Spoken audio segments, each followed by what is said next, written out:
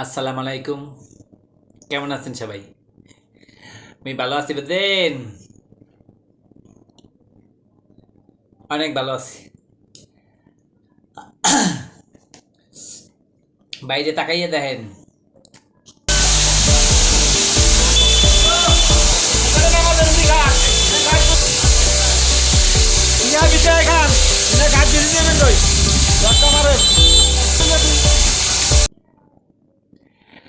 এক সের বৃষ্টি নামে বুঝলেন?